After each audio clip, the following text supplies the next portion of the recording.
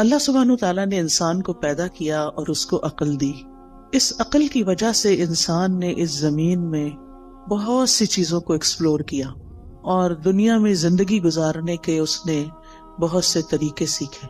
اس زندگی میں ہم بہت سے کام کرتے ہیں، بہت سی ہماری ضروریات ہیں، اور ان کو ہم پورا کرنے کے لیے طرح طرح کے طریقے آزماتے ہیں، اور ان میں جو بیسٹ پریکٹسز ہوتی ہیں ان کو اختیار کر لیتے ہیں. ہماری ضرورت ہے کھانا پینا، تو آپ دیکھیں کہ اس میں کتنی ورائٹی ہے اور کتنے طریقے ہیں. اور اب جو کہ دنیا سمٹ گئی ہے ٹیکنالوجی کی وجہ سے، تو لوگوں نے ایک دوسرے سے بھی بہت کچھ سیکھا، مشرق نے مغرب سے، مغرب نے مشرق سے. جس ملک میں بھی جائیں ہر طرح کے کھانے اویلیبل ہیں. اسی طرح لباس کے معاملے میں، اسی طرح ہاؤسنگ کے معاملے میں، یعنی بہت ساری چیزیں ہیں جو انسانوں نے اپنی عقل استعمال کر کے، اپنی صلاحیتوں کو استعمال کرتے، ترقی کرتے کرتے اپنی صرف ضروریات نہیں بلکہ اپنی خواہشات کو بھی پورا کرنے کے بہت سے طریقے نکال لیے ہیں. اسی طرح انسان کا لباس ہے، انسان کے باقی زندگی کے کام کاج ہیں. لیکن اللہ سبحانہ تعالیٰ نے انسان کو صرف جسم نہیں دیا اور صرف جسم کی ضروریات نہیں دی کہ جس میں انسان عقل استعمال کرے. انسان کو اللہ نے روح بھی دی ہے، اور اس کی اپنی ضروریات ہیں اور اس کے اپنے تقاضے ہیں. لیکن روح کی ضروریات پوری کرنے کے لیے اللہ سبحانہ تعالیٰ نے انسان کو صرف عقل کے حوالے نہیں کیا کہ وہ اپنی عقل سے سوچے کہ اس کو کیا کرنا چاہیے اور کیا نہیں کرنا چاہیے. پھر یہ بات بھی ہے کہ انسان اس دنیا میں اکیلا نہیں ہے. ہم کہیں بھی کسی آئی لینڈ پہ جا کے نہیں رہ سکتے، ہمیں انسانوں کے ساتھ رہنے کی ضرورت ہوتی ہے. پھر ان انسانوں کے ساتھ کیسے معاملہ کرنا چاہیے، ان کو ہم کیسے خوش رکھ سکتے ہیں، وہ ہمیں کیسے خوش رکھ سکتے ہیں. ہماری ان تمام ضروریات کو پورا کرنے کے لیے، یعنی ہماری روح کی ضروریات، ہماری انسانوں کے ساتھ معاملہ کرنے کی ضروریات، اور اسی طرح دیگر کچھ اور ضروریات بھی ایسی ہیں کہ جن کو انسان صرف اپنی عقل کی بنا پہ پورا نہیں کر سکتا. اس کے لیے اللہ سبحانہ تعالیٰ نے رسول بھیجے، ان پر کتابیں بھیجی. رسولوں نے انسانوں کو جینے کا ڈھنگ سکھایا، اچھے برے کا فرق بتایا، عقل کی رہنمائی کی، اور انسانوں کو خوشگوار زندگی بسر کرنے کا طریقہ سکھایا. عام طور پر انسان کی غلط فہمی رہی ہے، اور وہ یہ سمجھتا رہا ہے کہ اگر اس کی خواہشات پوری ہو جائیں گی تو اس کو ایک خوشگوار زندگی مل جائے گی، تو خوش ہو جائے گا. اسی لیے ہم دیکھتے ہیں کہ ہم اپنی خواہشات کی تکمیل میں بھاگ دوڑ کرتے ہیں، لیکن کچھ ہی عرصے کے بعد ہمیں پتہ چلتا ہے کہ جو کچھ ہم زندگی میں چاہتے تھے وہ سب کچھ تو مل گیا، پر دل اب بھی خوش کیوں نہیں؟ تو کس چیز کی کمی ہے؟ وہ اندر ایک ویکیوم سا کیوں ہے، ایک خلا کیوں ہے، ایک اداسی سی کیوں ہے، ایک بے اطمینانی اور بے سکونی سی کیوں ہے؟ وہ کیسے دور ہوگی؟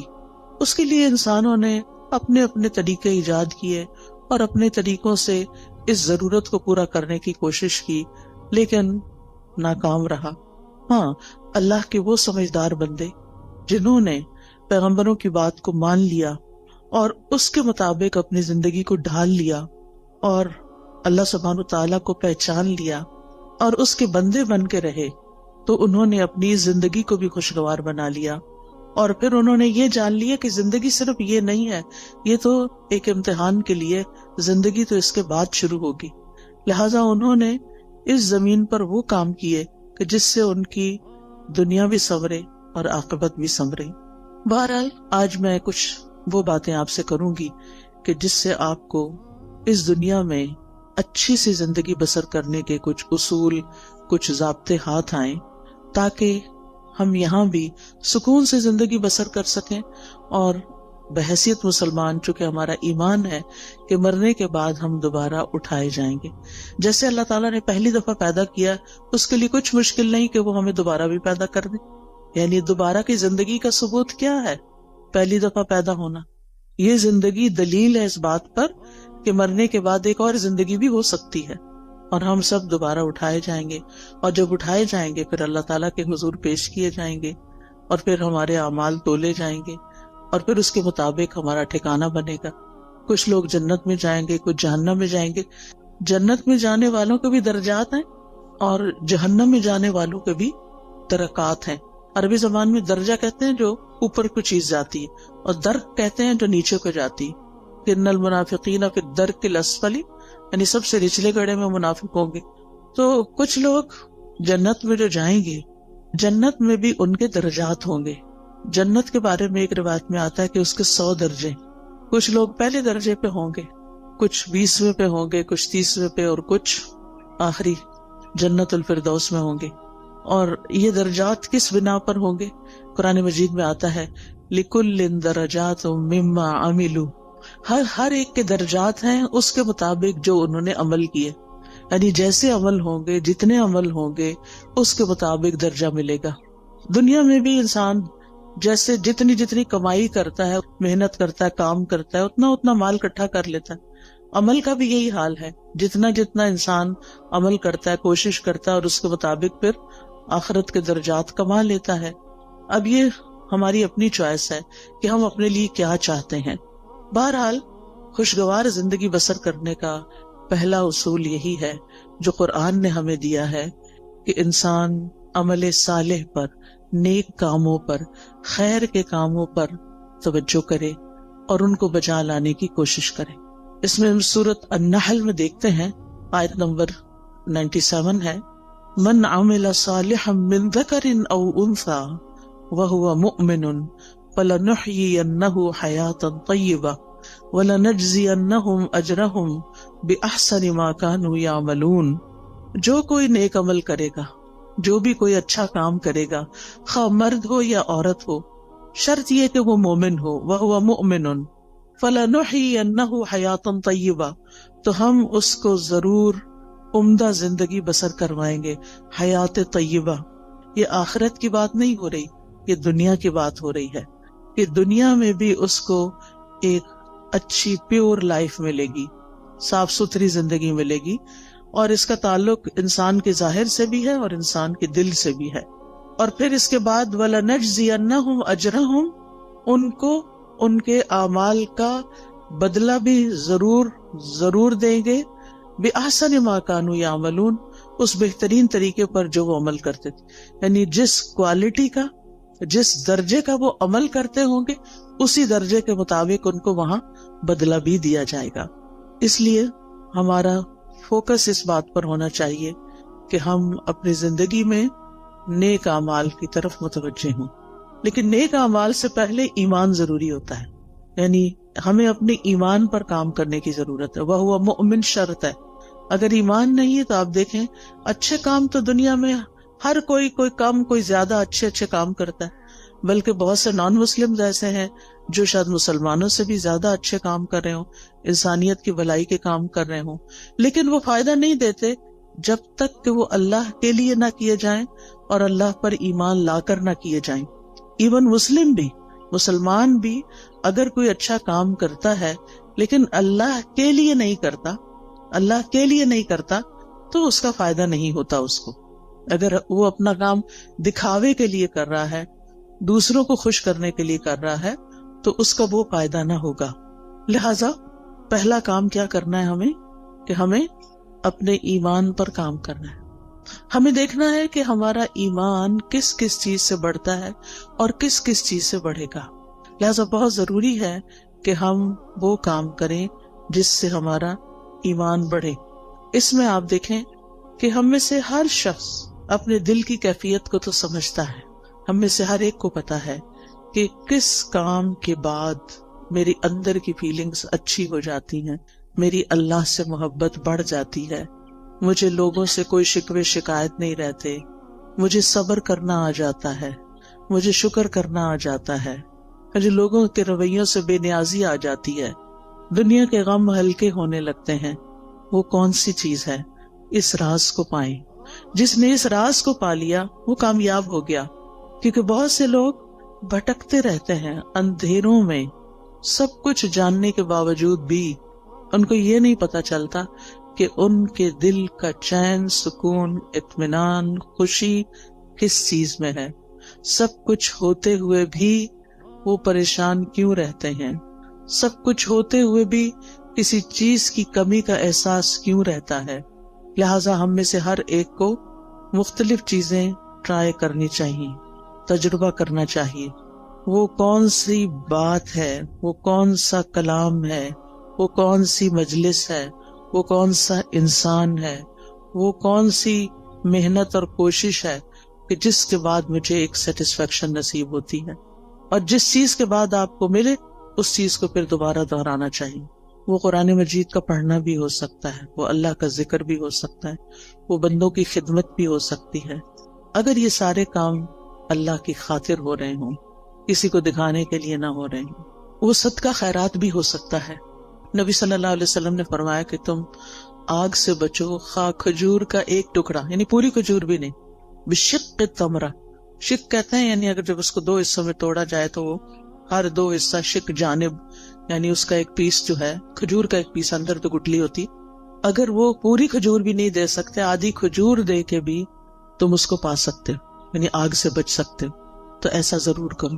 کہنے کا مطلب یہ ہے کہ ہم اپنی زندگی میں صرف اپنی خواہشات کی تکمیل نہ کریں، صرف اپنی خواہشات کے پیچھے نہ دوڑتے رہیں، بلکہ ان کاموں کے پیچھے جائیں خواہ ان میں محنت لگتی ہو، خواہ ان میں تکلیف ہوتی ہو، خواہ ان میں کچھ قربانی کرنی پڑتی ہو، لیکن اس کے نتیجے میں ہمیں سکون قلب حاصل ہوتا ہو.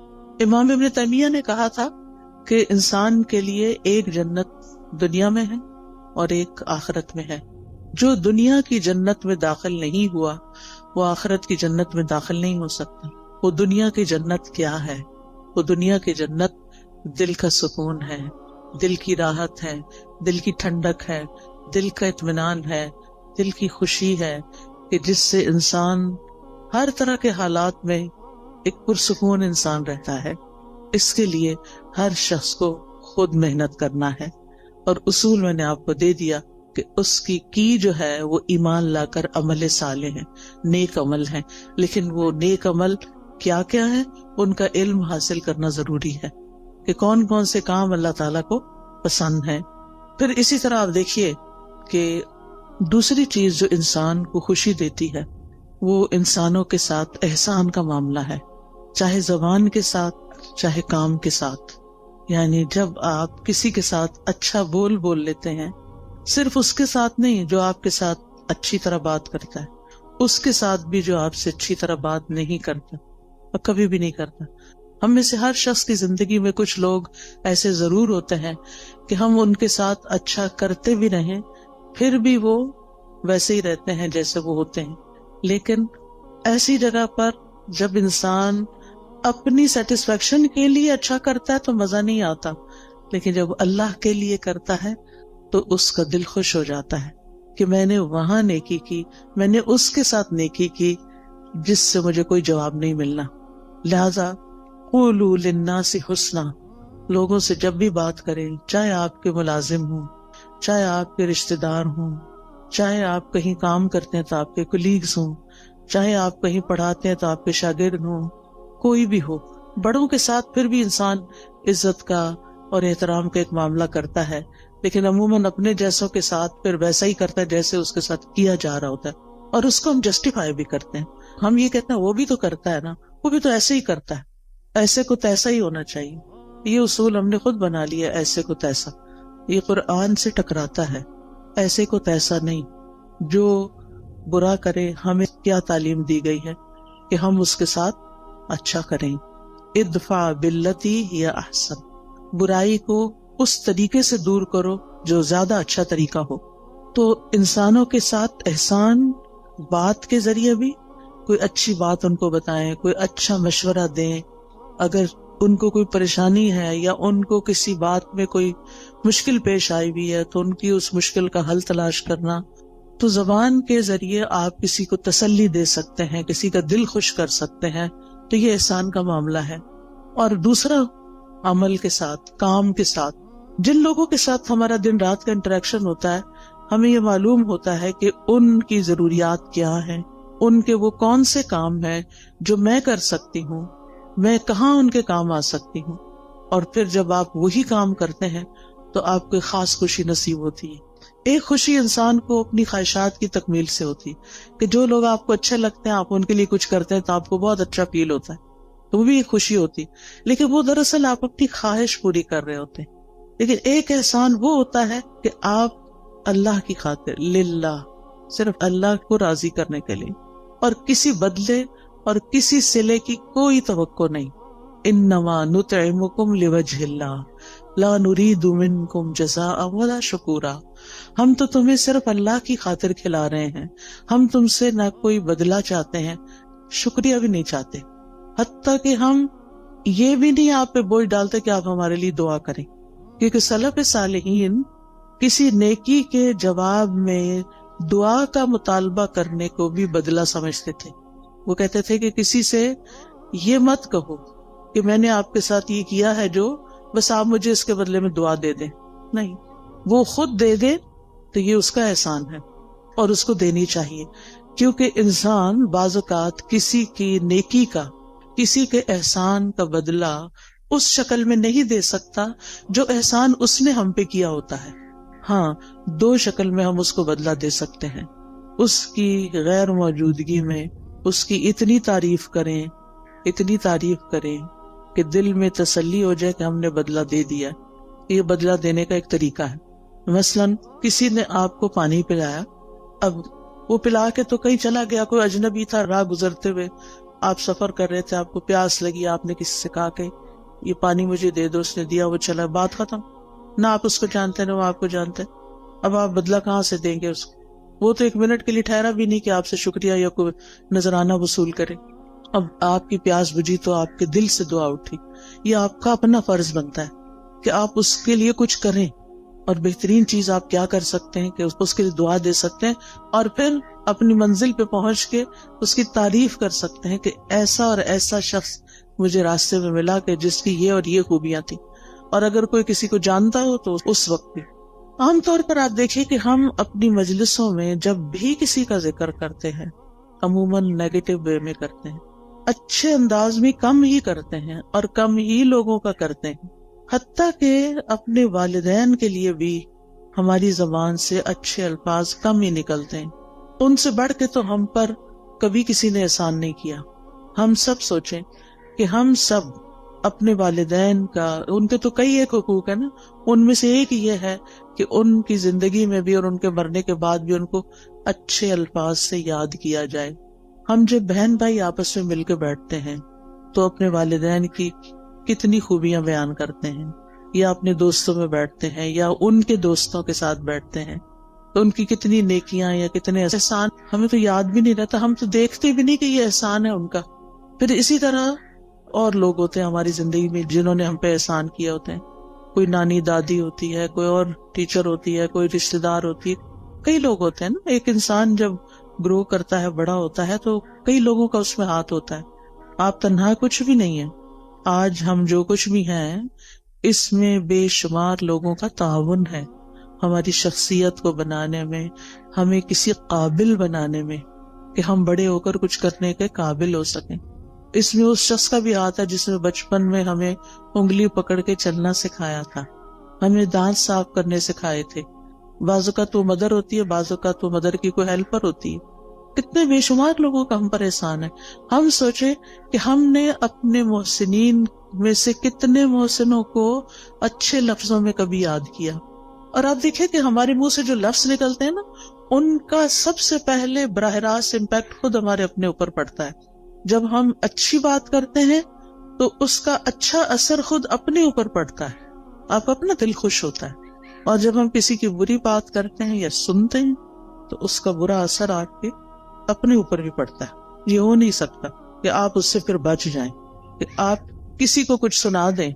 اور سے کوئی شخص کسی کو کوئی گالیاں دے رہا ہے تو یہ تو نہیں ہوتا کہ وہ اٹھا کے صرف اس پہ کچھ پھینک رہا ہے، وہ اپنے آپ کو اپنے کانوں کے ذریعے اپنے دل پہ بھی پھینک رہا ہے. تو ان احسنتم احسنتم لانفسکم، اگر تم اچھا کرو گے تو اپنی ذات کے لیے اچھا کرو گے. انسان جب اچھا کرتا ہے اپنے ہی لیے اچھا کرتا ہے. اسی طرح خوشگوار زندگی بسر کرنے کے لیے بڑا ضروری ہوتا ہے، ایک اچھی زندگی بسر کرنے کے لیے، کہ انسان کسی اچھے کام میں مصروف رہے. ایک تو وہ کام ہوتے ہیں نا جو ہمیں کرنے پڑ جاتے ہیں، جو مجبوری سے ہم کرتے ہیں، ہمارے اوپر وہ ڈال دیے جاتے ہیں. مثلاً آپ بیٹی ہیں، گھر میں رہتی ہیں، تو آپ کی والدہ نے آپ کو کچھ کام کہہ دیے کہ یہ تم نے کرنے. جیسے ہم اپنے بچوں کے ساتھ کرتے ہیں، کچھ کام بیٹے کے ذمہ، کچھ بیٹی کے ذمہ، کچھ وہ تو کرنا ہی ہے کہ آپ کا فرض بنتا ہے کہ آپ جس گھر میں رہتے ہیں، جہاں سے آپ سارے فائدے اٹھاتے ہیں، وہاں آپ پے بیک بھی کریں، کچھ نہ کچھ واپس لوٹائیں، کچھ نہ کچھ اس گھر کی خیر خواہی کریں. لیکن یہ کافی نہیں ہے، یہ تو فرض کے درجے میں ہے نا. جو احسان ہوتا ہے نا وہ فرض سے آگے کی چیز ہوتی ہے، ٹھیک ہے نا. مثلاً حدیث سے جبریل میں احسان کی تعریف کیا کی گئی ہے؟ ان تعبد اللہ کأنک تراہ. اب اس میں آپ دیکھیں 2 حصے ہیں. ان تعبد اللہ ایک حصہ ہے جو ہم سب کرتے ہیں، کأنک تراہ دوسرا حصہ جو احسان کا درجہ ہے. اگر آپ یہ نہیں کرتے کأنک تراہ تو آپ صرف عبادت کریں، فرض پورا کریں، ہو گیا. لیکن احسان کے درجے کو نہیں آپ پہنچے. احسان کے درجے کو وہ پہنچتا ہے جو اسے خوبصورت انداز میں نبھاتا ہے. تو اس میں آپ دیکھیے کہ ہم سب اپنی زندگی میں کوئی نہ کوئی ایسا مقصد رکھیں، کوئی نہ کوئی ایسی چیز کریں جو ہمارے روزمرہ کے فرائض سے آگے کی چیز ہو. اس میں ہم کوئی علم سیکھنے کی بات کر سکتے ہیں، کوئی سکھانے کی کر سکتے ہیں، کوئی ایسا ہنر اللہ نے آپ کو دیا ہے کہ جس سے آپ خلق خدا کو کوئی فائدہ پہنچا سکتے ہیں. اور جو لوگ اپنی جوانی میں مصروف زندگی گزارنا سیکھ لیتے ہیں، اپنے وقت کو لغو اور فضول بیکار باتوں سے بچا کر اچھے کاموں میں لگاتے ہیں، ان کا بڑھاپا بڑا خوشگوار ہوتا ہے. میں نے مختلف لوگوں کے بڑھاپے دیکھے ہیں، کچھ کے انتہائی مزریبل کہ رو رو کے انہوں نے وقت کاٹا زندگی کا آخری، اور کچھ کا انتہائی خوشگوار، جن میں سے الحمدللہ میری اپنی والدہ محترمہ تھی. ہم 12 بہن بھائی تھے، انہوں نے 13 بچے جنم دیے، 13واں فوت ہو گیا تھا، لیکن 12 انہوں نے پال کے جوان بڑے کیے اور ان کی تربیت کی، اور وہ ساری زندگی انتہائی مصروف رہی انہی بچوں کی پیدائش اور پرورش اور تعلیم اور شادی اور ان سب چیزوں میں. لیکن اللہ سبحانہ وتعالیٰ نے ان کو کچھ لمبی زندگی دے دی کہ جب وہ 60s کے بعد ان سب کے فرائض سے فارغ ہوئی تو انہوں نے نئے سرے سے تعلیم حاصل کرنا شروع کر دی. انہوں نے باقاعدہ داخلہ لے کے الہدیٰ میں تعلیم القرآن میں کورس کرنا شروع کیا، نوٹس بنانے شروع کیے، ٹیسٹ دینے شروع کیے. اسٹوڈنٹس کے ساتھ اتنے ہمبل طریقے سے بیٹھتی تھی کہ جیسے وہ بھی ایک اسٹوڈنٹ ہے، یونیفارم پہنتی تھی، اور بچیوں کے ساتھ ایسی دوستی رکھی ہوئی تھی جیسے کسی اپنے ہم عمر کے ساتھ ہوتی. بے شمار بچیاں ان سے مشورے لیتی، کوئی کچھ بات کرتی، کوئی کچھ، یعنی سب کی وہ نانی اماں تھی. اور پھر ایک دفعہ کورس ختم ہوا، پھر دوبارہ شروع کر دیا، پھر تجوید کورس میں داخلہ لے لیا. تجوید کورس کے لیولز ہوتے ہیں، پھر وہ اگلے لیول میں لے لیے، حتیٰ کہ ایک تجوید کا لیول کا آفٹر نون میں 1 ویک کورس شروع ہوا، اس میں بھی داخلہ لے لی.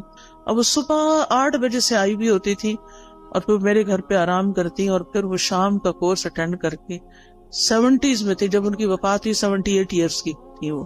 اور اس کے باوجود وہ کسی دن اپنی کلاس مس نہیں کرتے. وہ بہن بھائیوں میں سے جو ملنے جاتا وہ کہتا آپ آرام کریں، آپ کیوں اپنے آپ کو تکلیف دیتے. لیکن وہ صبح سویرے وہ اپنے کام پہ پہنچی ہوتی تھی. اور جس دن وہ بیمار ہوئی ہیں اس سے ایک دن پہلے بھی وہ اپنی کلاس میں آئی ہیں اور اپنا سارا دن وہاں پورا کیا ہے، اور شام کو کسی کو ملنے کے لیے بھی گئی ہیں. اور پھر اگلے دن صبح اٹھی ہیں تو ان کو تکلیف شروع ہوئی ہے، جس میں ان کی ڈیتھ 2-3 دن کے بعد ہو گئی.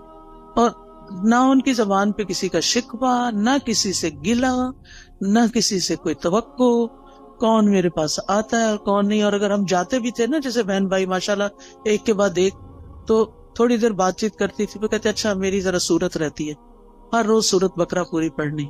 پھر آل عمران بھی شروع کر دی کہ جب پتا چلا کہ 2 سورتیں قیامت کے دن 2 بادلوں کی شکل میں ہوں. اور پھر اپنے ہاتھ سے ڈیلی الہدیٰ میں صدقہ کرنا. الحمدللہ ان کے بعد بھی اب تک ہم نے وہ سلسلہ جاری رکھا ہوا ہے کہ جس طرح وہ خود آ کے ہر روز سیدھی جا کے صدقہ کرتی ہیں، بھیجتی کہ جا کے ڈال کے آئیں. تو الحمدللہ، تو جو عادتیں انسان ڈال لیتا نا اپنے اندر کسی نہ کسی کام کی مصروفیت رکھنے کی. ٹھیک ہے، اگر آپ کے اس وقت بچوں کی وجہ سے بہت مصروفیت ہے، آپ ریگولر 4 دن کا کورس جوائن نہیں کر سکتے، فل ٹائم نہیں کر سکتے، آپ ہفتے میں 1 دن کر لیں. آپ باقاعدہ طالب علم بنیں، آپ پڑھیں، سبق یاد کریں، ٹیسٹ کریں، تب آپ کو پتا چلے گا آپ کہاں کھڑے ہیں. اس پڑھنے میں اور صرف ایک لسنر کے طور پہ سن کے اٹھ کے بلا دینے میں بہت بڑا فرق ہے. جب آپ باقاعدہ طالب علم بنتے ہیں، اور طالب علم کے تو اجر ہی بہت بڑا ہے کہ جو شخص علم کے راستے پہ چلا وہ جنت کے راستے پہ چلا. تو چاہے ہفتہ وار کلاس لیں، چاہے ڈیلی لیں، چاہے صبح کی لیں، چاہے شام کی لیں، چاہے رات کی لیں، چاہے آن لائن لیں، یعنی کوئی طریقہ اپنے لیے ضرور سوچیں. یا پھر اگر آپ نے سب کچھ کر لیا اور آپ ون سبھی وہ کرتے ہیں پھر بھی ٹائم ہے تو خدمت خلق، سوشل ورک کا کوئی نہ کوئی کام ضرور کریں. غریب لوگوں سے جا کے ملیں، کچی بستیوں میں جائیں، جو ان پڑھ لوگ ہیں ان کو پڑھائیں، جو ضرورت مند ہیں ان کی ضروریات پوری کریں. نہیں، آپ کے آس پاس بہت سے لوگوں کی آپ خدمت کر سکتے ہیں. تو جو کسی کے ساتھ احسان کا معاملہ کرتا ہے وہ احسان واپس اس پہ لوٹ کے آتا ہے، یعنی واپس آپ کی طرف ہی آئے گا. دنیا میں بھی آپ کو فائدہ دے گا، آپ کی زندگی خوشگوار ہو جائے گی، آپ کے غم دور ہو جائیں گے، اور آخرت میں تو فائدہ دے گا ہی دے گا. مسلمان کو جب قبر میں دفن کیا جاتا ہے، اور قبر کی تنہائی تو آپ کو پتہ ہے کوئی بھی ساتھ نہیں جاتا، اس وقت صرف عمل ساتھ جاتے ہیں. تو نماز اس کے سرانے کی طرف آ جاتی ہے، صدقہ خیرات اس کے، زکوٰۃ دائیں طرف آ جاتی ہے، روزہ بائیں طرف، اور صدقہ خیرات اور دیگر نیکیاں پاؤں کی طرف. لہٰذا کوئی بھی عذاب کسی طرف سے بھی آنے کا رستہ نہیں رہتا، اور وہ یہ چیزیں اس کو پروٹیکٹ کرتی ہیں. لیکن اگر ان میں ہی کمی ہو اور وہی ناقص ہو، پروٹیکشن والی ویک ہو، تو پھر کون بچانے آئے گا؟ وہاں تو رونا دھونا بھی کام نہیں آئے گا. لوگ مزے سے اپنے بستروں میں سوئے ہیں، اور قبر کا عذاب سہنے والا اندھیری کوٹڑی میں اکیلے مصیبت میں پڑا ہوا ہے، جس کا کوئی فریادی نہیں ہے، کوئی پوچھنے والا نہیں. تو ابھی ہمارے پاس ٹائم ہے، ابھی ہماری زندگی ہے، کیوں نہ ہم ایسے کام کریں کہ اس دنیا میں بھی جئیں تو اطمینان کے ساتھ جئیں، اور آگے بھی اطمینان کے ساتھ رہیں. پھر اسی طرح آپ دیکھیں کہ ایک اور چیز کا آپ خیال رکھیں کہ ماضی میں جو کچھ ہو چکا اس پر غمگین نہ رہا کریں، ریگریٹس نہ کیا کریں، بہت بس توبہ کر لیا کریں. جو ہو چکا سو ہو چکا، اب وہ ہاتھ سے نکل چکا ہے. اب ہمارا معاملہ اللہ تعالیٰ کے ساتھ ہے، اور وہ غفور الرحیم ہے، رحمان الرحیم ہے. لہٰذا اس سے ہم اچھا حسن ظن رکھتے ہیں کہ وہ ہمیں معاف کر دے گا. لہٰذا جتنی بھی غلطیاں جو جانتے ہیں جو نہیں جانتے، ان سب پر ہم توبہ کرتے رہیں، استغفار کرتے رہیں، لیکن غم نہ کریں. کیونکہ بعضوں کے شیطان انسان کو غمگین رکھتا ہے. وہ کیا چاہتا ہے کہ انسان اسی طرح الجھتا رہے اپنے غموں میں اور کچھ نہ کرے. تو آپ نے اس کے پھندے میں نہیں آنا. اس نے کہنا کہ میرا معاملہ اللہ کے حوالے ہے، مجھے اپنے رب سے اچھی امید ہے. اور حدیث میں ہمیں کیا تسلی دی گئی ہے کہ اللہ اپنے بندے کے ساتھ کیسا معاملہ کرتا ہے، جیسا وہ اس کے بارے میں گمان کرتا ہے. اسی طرح مستقبل کا ہم غم فکر بھی نہ کیا کریں. میں ہمیشہ سوچتی ہوں جس رب نے اب تک پالا ہے، اب تک سنبھالا ہے، آگے بھی وہی رب ہے. جس چیز کے بارے میں بھی فکر آنے لگتی ہے تو میں اپنے مائنڈ کے اندر اس چیز کو ایسے ریپ کرتی ہوں، اور پھر میں کہتی ہوں اللہ تعالیٰ یہ آپ کے حوالے. جیسے موسیٰ علیہ السلام کی والدہ نے موسیٰ علیہ السلام کو ریپ کیا اور باسکٹ میں ڈالا اور دریا کی نظر کیا اور کہا یہ آپ کے حوالے. ایسے ہی امیجنیشن میں جو چیز بچوں کے بارے میں فکر ہے تو ان کو بھی اسی طرح ریپ کر کے اللہ کے حوالے کر دیا. میں باقاعدہ بولتی ہوں یہ لفظ، اللہ آپ نے موسیٰ علیہ السلام کی جیسے حفاظت کی تھی ایسے ہی میرے بچے کی آپ حفاظت کریں. یوسف علیہ السلام کا جو ماحول تھا سارا وہ کیسا تھا؟ مصر میں کسی اسلامی ماحول میں تھے، کسی اسلامی اسکول میں جا رہے تھے، یا کسی اسلامی درسگاہ میں تھے، یا کسی مسجد میں بیٹھے رہتے تھے. وہاں تو مسجد نام کی کوئی چیز نہیں تھی، وہاں تو کچھ نہیں تھا ان کے پاس. ہر طرف برائی کے مواقع تھے. کس نے حفاظت کی؟ اللہ نے حفاظت کی. ہر وقت بچوں کے لیے پریشان نہ رہا کریں. آپ کہا کریں کہ اللہ میں نے ان کو تیرے حوالے کیا، آپ نے یوسف علیہ السلام کی حفاظت کی تھی، آپ میرے بچے کے ایمان اور دین کی بھی حفاظت کریں، اور اللہ کرے گا. تو جس چیز کے بارے میں آپ فکر کرتے ہیں نا اس کے لیے اپنی تدبیر ضرور کریں، کوشش کریں، محنت کریں، لیکن ہر چیز ہمارے ہاتھ میں نہیں ہے، اللہ کے ہاتھ میں ہے. اور اللہ کا جب اذن ہوتا ہے تو وہ چیز ہو جاتی ہے. انما امرہ اذا اراد شیئا ان یقول لہ کن فیکون. تو اس طرح اپنے بوجھوں سے آزاد ہوں تاکہ آپ شرح صدر کے ساتھ حال میں اس وقت جو کام کر رہے ہیں اس پہ فوکس کریں. مثلا میں اگر اس وقت پڑھا رہی ہوں، کچھ سکھا رہی ہوں، اور میں غم لگا کے بیٹھی بھی ہوں کسی اور چیز کا، تو میں کوالٹی نہیں دے سکتی. آپ اگر یہاں بیٹھے ہوئے اور سوچ رہے ہیں کوئی گھر میں مسئلے کا، تو آپ کا آدھا دل ادھر ہے آدھا ادھر ہے، آپ ڈیوائیڈڈ ہیں، آپ انجوائے نہیں کر سکتے. اس وقت آپ سب کچھ چھوڑ کے آئے ہیں، ریلیکس ہو جائیں، سکون سے بیٹھیں، اطمینان سے سنیں، اپنے لیے کچھ پک کریں، یاد رکھیں، ساتھ لے کے جائیں. اور اس کے مطابق زندگی بسر کریں تاکہ یہاں آنے کا کچھ فائدہ ہو آپ کو. تو اپنے سارے خیالات کو کیا کرنا ہے, اکٹھا کر کے اس نقطے پہ فوکس کرنا ہے جو آپ اس وقت کام کر رہے ہیں. پھر ایک اور چیز جو دلوں کو بڑا اطمینان دیتی ہے اور وہ ہے اللہ کا ذکر. اٹھتے بیٹھتے چلتے پھرتے ہر موقع کا ہمیں ذکر سکھا دیا گیا. آپ سیڑھی چڑھ رہے ہیں تو آپ اللہ اکبر کہیں, آپ اتر رہے ہیں تو سبحان اللہ کہیں, آپ کہیں انٹر ہو رہے ہیں تو بسم اللہ پڑھیں, آپ کہیں سے نکل رہے ہیں تو دعا پڑھ لیں, آپ گاڑی میں بیٹھے ہیں تو دعا پڑھ لیں, آپ گھر میں داخل ہوئے تو پڑھ لیں, آپ گھر سے نکل رہے ہیں تو پڑھ رہے ہیں, کھانا کھانے لگے تو آپ پڑھ لیں, کھانا کھا چکے ہیں تو دعا پڑھ لیں, آپ سونے لگے ہیں تو دعا پڑھ لیں, کوئی آ گیا ہے تو سلام دعا میں دعائیں ہیں. یعنی کون سی چیز ایسی ہے جس کے بارے میں ہمارے دین نے ہمیں رہنمائی نہیں دی اور ہمیں دعائیں نہیں سکھائی. ہمیں پتہ نہ ہو تو وہ الگ بات ہے. لہٰذا کثرت سے اللہ کا ذکر.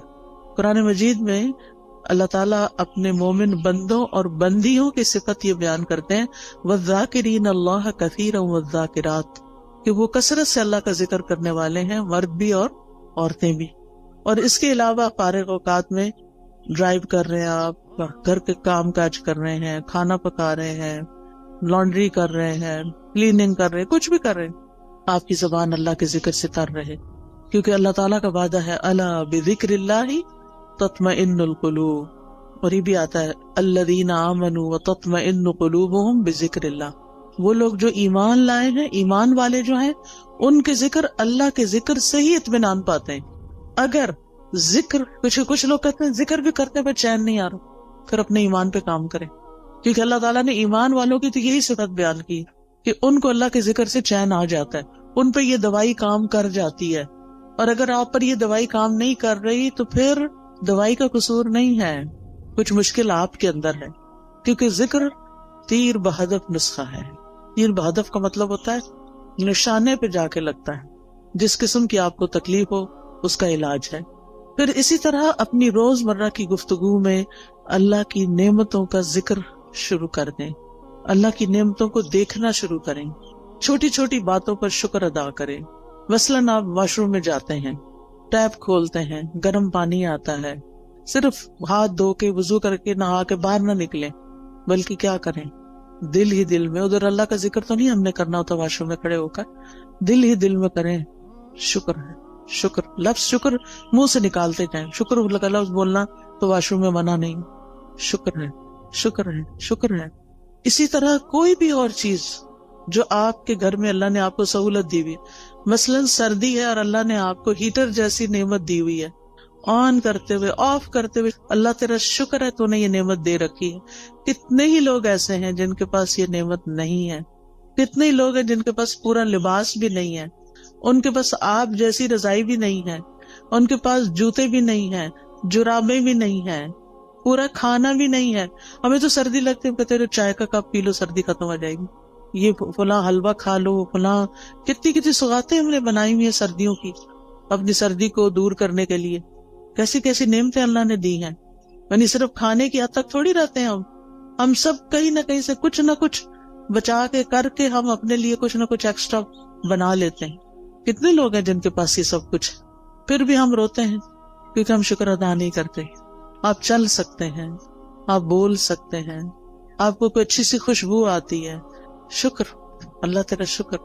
اللہ کی نعمتوں پر شکر ادا کرنا سیکھیں. اور لوگوں سے بھی بات کریں تو نعمتوں کا ذکر کریں, مسائل کا نہ ہر وقت کریں.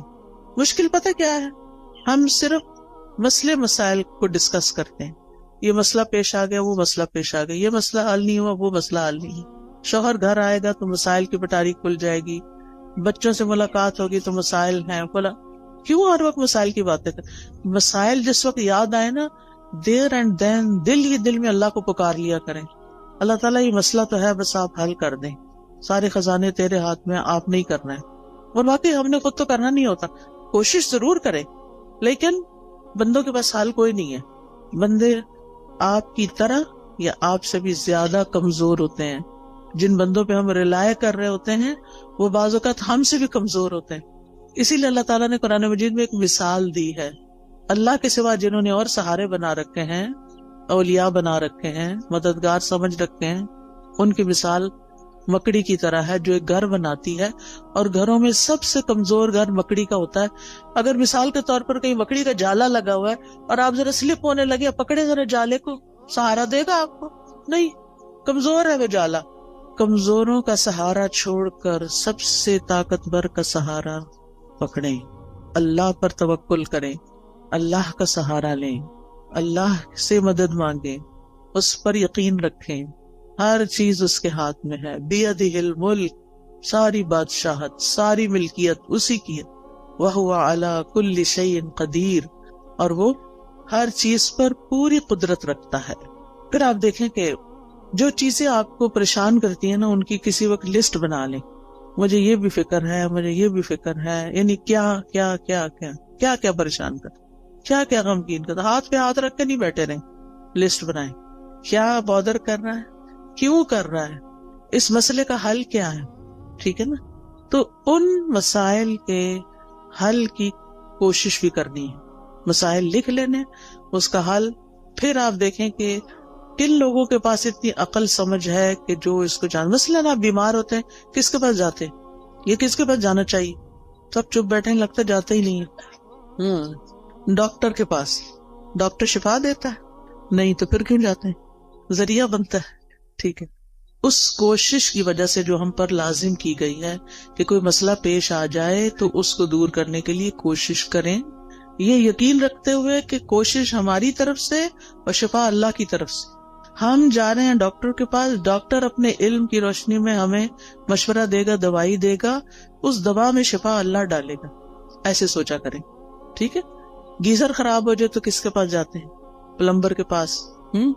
اسی طرح جس قسم کا کوئی مسئلہ پیش آتا ہے زندگی میں، اس کا حل کس کو اللہ نے سکھایا، کون ہو سکتا ہے، بس اس کے پاس جائیں. ہر ایک کے سامنے. یہ نہیں کہ دوست کا فون آیا تو اس کو کہانی سنا، آج گیزر خراب ہو گیا تھا، پھر ٹھنڈا پانی تھا، پھر یہ ہو گیا. وہ کتنا وقت اپنا بھی ضائع کیا اور اس کو بھی بیزار کیا. وہ کیا کر سکتی ہے اپنے گھر میں بیٹھی ہوئی آپ کے گیزر کے لیے؟ ہاں، یہ ہو سکتا ہے. آپ کو نہیں پتا کسی اچھے پلمبر یا کسی اچھے کام کرنے والے، آپ اسے یہ کہہ سکتی آج یہ مسئلہ پیش آیا ہے، تمہارے علم میں کوئی ہے جو یہ مسئلہ حل کر سکے؟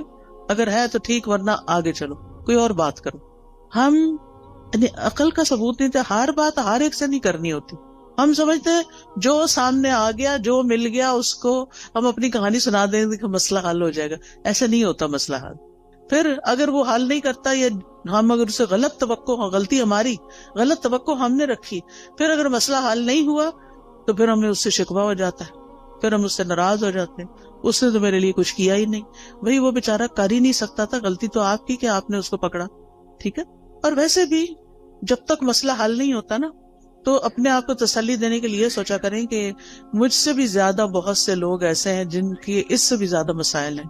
کوئی بیماری آ گئی، اللہ نہ کرے، اس میں آپ کیسے پرسکون رہ سکتے ہیں؟ ان سب کا سوچیں جو اس بیماری میں مبتلا ہیں، بلکہ اس سے بھی ورس کنڈیشن ہے. تو آپ اللہ کا شکر ادا کرنے لگ جائیں کہ شکر ہے میں اس طرح کے مسئلے میں نہیں ہوں، اور اللہ نے مجھے وہ ساری سہولتیں دی ہیں کہ میرا علاج ہو سکتا ہے. کتنے لوگ ہیں جو اپنا علاج کرا سکتے ہیں، اور کتنے لوگ ہیں جن کو اچھے ڈاکٹرز مل سکتے ہیں.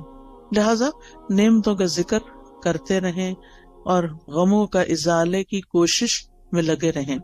پھر اسی طرح ماضی کے ایسے واقعات، ایسے حادثات جنہوں نے آپ کی زندگی کو، کچھ انسانوں کے ساتھ آپ کا معاملہ گڑبڑ ہوا، کچھ اور اس طرح کے گریوینسز ہیں، ان کو نا کہیں کھود کے زمین میں دفنا دے سب کو. وہ پنجابی میں کہتے ہیں نا مٹی پاؤ، ان پہ لٹرلی مٹی ڈالیں. آپ نا اپنے امیجنیشن سے کام لیا کریں کہ آپ امیجنیشن میں گڑھا کھود رہے ہیں اور پھر اس میں وہ سارا مسئلہ ڈال کے، اوپر مٹی ڈال کے دفن کر دیا اور بلا دیا، بس ختم. کوئی بات بھی کرے تو کہیں الماضی لا یذکر. عربی میں ایک محاورہ ہے، الماضی لا یذکر. ایک شخص کے بارے میں آتا ہے کہ اگر کوئی اس کو تکلیف دیتا یا کسی کے ساتھ اس کا کوئی ایسا معاملہ ہو جاتا اور پھر وہ شخص شرمندہ ہو کے اس کے پاس آتا کہ مجھے معاف کر دو، میں نے فلاں وقت میں تمہارے ساتھ ایسا کیا، تو وہ یہی بولتا الماضی لا یذکر. ماضی کی باتیں نہیں دہراتے، جو ہو گیا ہو گیا، ذکر نہیں کروں. کہتے وہ فوت ہو گیا اور کسی کو خواب میں آیا کہ اللہ نے تمہارے ساتھ کیا معاملہ کیا، وہ کہتا کہ الماضی لا یذکر، میرے بھی پچھلے سارے گناہ معاف کر دیے. تو انسان ہے نا، انسانوں سے ہمیں تکلیف پہنچ جاتی ہے، لیکن ہم نے رہنا بھی ان کے ساتھ ہوتا. تو پچھلی باتوں کا نہ کھوتے کو ریتے رہا کریں اور دعا کیا کریں اللہ میرے ذہن سے نکال دے یہ باتیں. بعض اوقات یہ ہوتا ہے کہ شادی کے موقع پر کوئی مسہب ہو جاتا ہے، شوہر کی طرف سے ایسی تکلیف پہنچتی ہے یا کسی اور کی طرف سے یا کبھی بچوں کی طرف سے بھی، اور وہ ہرٹ کرتی ہے باقاعدہ. ان سب کو نکال دے زندگی سے ایز اف ہوئی نہیں. پھر ایک بڑی خوبصورت دعا ہے نبی صلی اللہ علیہ وسلم کی جو زندگی کو خوبصورت بنانے کے لیے فائدہ مند ہے. اللہم اصلح لی دینی الذی هو عصمت امری واصلح لی دنیای التی فیہا معاشی واصلح لی آخرتی التی فیہا معادی واجعل الحیات زیادۃ لی فی کل خیر واجعل الموت راحۃ لی من کل شر. یہ دعا زبانی یاد کر لیں اور اس کو دن میں کم از کم ایک دفعہ تو ضرور پڑھا کریں. ساری چیزیں ٹھیک ہو جائیں گی. اس میں دین، دنیا، آخرت، ہر چیز کو ٹھیک کرنے کی بات ہے. پھر اسی طرح بعض اوقات انسان اپنے اوپر قابو نہیں پا سکتا، اپنے ہاتھوں مجبور ہوتا ہے، چاہے غصے کا وقت ہو، چاہے غم کا وقت ہو، چاہے خوشی کا وقت ہو. بعض اوقات ہم خوشی میں بھی آپے سے باہر ہو رہے ہوتے ہیں. تو ایسی صورت میں اللہ تعالیٰ سے دعا کیا کریں اللہم رحمتک ارجو فلا تکلنی الی نفسی طرفۃ عین واصلح لی شأنی کلہ لا الہ الا انت. اے اللہ میں تیری رحمت کی امید رکھتی ہوں، تو مجھے میرے نفس کے حوالے ایک آگ جھپکنے کی دیر بھی نہ کرنا، ایک لمحے کے لیے بھی مجھے میرے نفس کے حوالے نہ کرنا، کیونکہ ان النفس لامارۃ بالسوء، یا تو نفس کسی برائی کی طرف لے جائے گا یا نفس کوئی بری بات یاد کر لے گا پچھلی اور اس سے پریشانی کڑی ہو جائے گی. تو لا الہ الا انت، اللہ الہ تو ہی میرا ہے. تو انشاءاللہ یہ دعائیں دل کو مضبوط کرتی ہیں، اور پھر جب دل مضبوط ہو جاتا ہے تو اللہ پہ توکل بڑھ جاتا ہے، اور جو اللہ پہ توکل کرتا ہے اللہ اس سے کافی ہو جاتا ہے. وَمَن يَتَوَكَّلْ عَلَى اللَّهِ فَهُوَ حَسْبُهُ، جو اللہ پہ توکل کرتا ہے اللہ اس کا کام بنا دیتا ہے. پھر اسی طرح یہ ہے کہ اپنی زندگی میں اچھے لوگوں کے حالات زندگی پڑھا کریں، صحابہ کے بارے میں، صحابیات کے بارے میں، نبی صلی اللہ علیہ وسلم کی سیرت، قصص القرآن، کیسے ان لوگوں نے صبر کیا، کیسے زندگیاں گزاری، نیک لوگوں کے حالات، علماء کے حالات، محدثین کے، مفسرین کے، فقہاء کے، جنہوں نے کچھ کام کیے ہیں زندگی میں. آپ کو اس سے بہت خوشی ملے گی. ایسی کتابیں ہیں. جب میں یہاں پڑھتی تھی تو بہت لائبریریاں تھیں. دیال سنگھ لائبریری تھی، آئی ڈونٹ نو ابھی ہے یا نہیں. پھر اسی طرح یہ کلب روڈ پہ لائبریری تھی، میں اس میں بھی جایا کرتی تھی، مال پہ جو کلب روڈ پہ لائبریری. پھر اسی طرح یونیورسٹیز کی لائبریری، کالجز کی لائبریریز، اور جگہوں پہ لائبریری. تو آپ ایسی کتابیں لا کے بھی پڑھ کے واپس کر سکتے ہیں، ورنہ ہی کہ اب تو نیٹ پہ ہر چیز اویلیبل ہے. ایسے لیکچرز اردو اور انگلش میں موجود ہیں جو حیات صحابہ اور صحابیات اور علماء امت کے بارے میں، مسلم ہیروز کے بارے میں موجود ہیں، ان کو سنیں. اس سے یہ ہے کہ آپ کی زندگی صراط مستقیم پہ آئے گی، کیونکہ ہم ہر روز کہتے ہیں اہدنا الصراط المستقیم صراط الذین انعمت علیہم غیر المغضوب علیہم ولا الضالین. تو انشاءاللہ ان لوگوں کی زندگی میں آپ کو بڑی بڑی رہنمائیاں ملیں گی. پھر اسی طرح یہ ہے کہ زندگی میں اعتدال بڑا ضروری ہے. خوشی میں اعتدال، غم میں اعتدال، محبت میں اعتدال، نفرت میں اعتدال، ہر چیز میں توازن اور اعتدال. پھر اسی طرح لوگوں کے رحم و کرم پہ خود کو نہیں چھوڑنا کہ انہوں نے کچھ کہہ دیا تو آپ پریشان ہو گئے، انہوں نے کوئی تعریف کر دی تو آپ خوش ہو گئے. خوشی لوگوں میں نہیں ڈھونڈے، خوشی اپنے اندر ڈھونڈے. within yourself. آپ لوگوں کی مرضی پہ جینا نہ شروع کریں، اللہ کی مرضی پہ جئیں. اب لوگ ایسا لباس چاہتے ہیں تو ہم ویسے بن جائیں. کیوں بن جائیں؟ میرا رب تو کچھ اور چاہتا ہے، لوگ کچھ اور چاہتے ہیں. میں نے تو لوٹ کے رب کے پاس جانا ہے، میں کیوں لوگوں کو خوش کرتی رہوں؟ مجھے تو اپنے رب کو خوش کرنا ہے. اور اسی طرح تمام معاملوں میں. پھر آپ دیکھیے کہ جب آپ کوئی بھی ایسی چیز کریں گے یعنی جو رب کی مرضی کے مطابق ہوگی، رب کی مدد سے ہوگی، رب کی خاطر ہوگی، تو اس چیز میں برکت بہت ہو جائے گی. للہ و باللہ و علی اللہ، اللہ کے لیے، اللہ کی مدد سے اور اللہ پہ بھروسہ کرتے ہوئے. اور پھر یہ کہ اپنے اوپر ناجائز بوجھ نہ ڈالا کریں. مومن اپنے آپ کو ذلیل نہیں کرتا، ایسے فتنوں اور ایسے کاموں میں نہیں پڑتا کہ جن کا وہ بوجھ نہ اٹھا سکے. لہذا جذبات میں آ کے ایسے کام مت شروع کر دے کہ جن کو آپ 2 دن کر کے پھر تھک جائے اور کہ آپ میں نہیں کر سکتے. جو بھی کام شروع کرے بیبی سٹیپ لیں، چھوٹا چھوٹا کریں، پھر آگے بڑھتے جائیں. ورنہ بڑا بھی کام کرنا ہے نا، 1000 میل کا بھی سفر طے کرنا ہے تو 1 قدم سے شروع کریں. اور پھر پہنچ جائیں گے آپ اپنی منزل کو. لیکن زندگی میں چلتے رہیں, کچھ کرتے رہیں. اللہ تعالیٰ ہمیں اس کی توفیق عطا فرمائے. وآخر دعوانا ان الحمدللہ رب العالمین. تو آپ میں سے اگر کوئی کچھ بات کرنا چاہتا ہے تو یو آر موسٹ ویلکم. السلام علیکم استاد جی. وعلیکم السلام. میں پوچھنا چاہتی ہوں کہ آپ جو دعائیں ہمیں بتاتی ہیں, سکھاتی ہیں, تو یہ ہمیں کہاں سے ملے گی؟ ہم یاد کرنا چاہتے ہیں. جی 2 چیزیں ہیں. اچھا سوال کیا آپ نے, سب کا بھلا ہو جائے گا. مجھے نہیں معلوم یہاں کوئی اسٹال لگا ہوا یا نہیں, لیکن قرآنی اور مسنون دعائیں جو ہیں اور ایاک نستعین, اس کے اندر یہ دعائیں ہیں. اسی طرح اگر آپ کے پاس آئی فون یا اینڈرائیڈ ہے تو اس میں ایپ ہے دعائیں کے نام سے. آپ اگر الہدا انٹرنیشنل ٹائپ کریں نا سرچ میں جا کے, جہاں سے ایپس نکلتی ہیں, تو وہاں الہدا انٹرنیشنل ٹائپ کریں تو وہاں جتنی بھی ایپس ہم نے بنائی ہیں وہ ساری آ جائیں گی. اس میں قرآنی اور مسنون دعاؤں کی ایپ الگ بھی آ جائے گی, سونے جاگنے کی بھی آ جائے گی, اور ایک دعائیں کے نام سے ساری دعاؤں کو اکٹھا کر دیا گیا, وہ بھی آ جائے گی. وہ آپ ڈاؤن لوڈ کر لیں اپنے فون پر, اور جب آپ کا دل چاہے اس کو مارک کر لیں, بک مارک لگا لیں اور اپنی دعائیں پڑھتے رہیں. ٹھیک, اس میں فیوریٹ کا نشان بھی لگا سکتے ہیں. دعائیں تو بے شمار ہیں, جو مجھے ملی سب ڈلواتی گئی. یعنی اس میں یہ کوشش کی کہ کوئی چیز رہے نہیں, جو علم میں آئے وہ رہے نہیں, وہ جمع ہو جائے بس, تاکہ سب کچھ اللہ سے مانگ لیں. خود تو آتا نہیں نا, تو جو رسول اللہ صلی اللہ علیہ وسلم نے مانگی یا نیک لوگوں نے مانگی, ہم بھی وہ مانگ لیں اپنے لیے. تو اس ایپ کو میں بہت انجوائے کرتی ہوں. بس ایسے اوپر کرتے جاؤ اور پڑھتے جاؤ اور دعائیں مانگتے جاؤ. عمرے کی صحیح ختم ہو جاتی ہے, وہ دعائیں ختم نہیں ہوتی, اتنی دعائیں ہیں اس میں الحمدللہ. تو وہ آپ ایپ ڈاؤن لوڈ کر لیجئے. ٹھیک ہے, اور کوئی؟ السلام علیکم. وعلیکم السلام. میرا ایک سوال ہے کہ ابھی آپ نے اچھے طریقے سے بتایا کہ ہماری پرابلمز ہیں, ہماری مشکلات ہیں, اور ان کو ہم نے ڈیل کیسے کرنا ہے. تو آپ گائیڈ کریں پلیز کہ اس وقت جو ہمارے یوتھ ہیں اور اسلام کی جو اس وقت شکل ہے دنیا میں, اس کو ہم کس طرح بہتر طور پہ کر سکتے ہیں, کیونکہ ہم سب مائیں ہیں, ہماری کوشش ہوتی ہے کہ ہم اپنے بچوں کو دین سے محبت اور دین کا جو ابھی آپ نے عقیدہ بتایا وہ ان میں آنا چاہیے. تو تھوڑا سا گائیڈ کریں پلیز, ہم کس طرح اپنے بچوں کو اس فتنوں آپ دیکھیں کہ بچوں کی تربیت کے لیے بہت ساری چیزیں ہیں, بہت سے میرے لیکچرز بھی اس پہ ہیں, لیکن ایک چیز یاد رکھیے, جو ان سے کروانا ہے وہ خود نمونہ پیش کریں. اگر ہم خود کر کے وہ دکھائیں گے ان کو, تو وہ بھی یقین کے ساتھ اس کو کریں گے, اور انشاءاللہ ہمارے کہنے میں بھی وزن ہوگا اور برکت ہوگی, اور انشاءاللہ وہ آگے بڑھ کے کریں گے. ہم میں سے ہر شخص اپنا اور اپنے سے آس پاس کے 10 لوگوں کا ذمہ لے لے کہ ان کی زندگیوں کو قرآن و سنت کے مطابق کرنا ہے, تو آپ دیکھیں کہ بہت جلدی امیج ٹھیک ہو سکتا ہے انشاءاللہ. اس میں کوئی ایسی چیز ہمارے پاس چھو منتر بالکل نہیں ہے کہ جس سے کچھ ہوگا. لانگ ٹرم کام کرنا پڑے گا. جیسے اگر آپ نے مثلا اپنا وزن کم کرنا ہو, کوئی دنیا میں ایسا نسخہ نہیں کہ آپ کوئی چیز کھا لیں اور آپ پتلے ہو جائیں.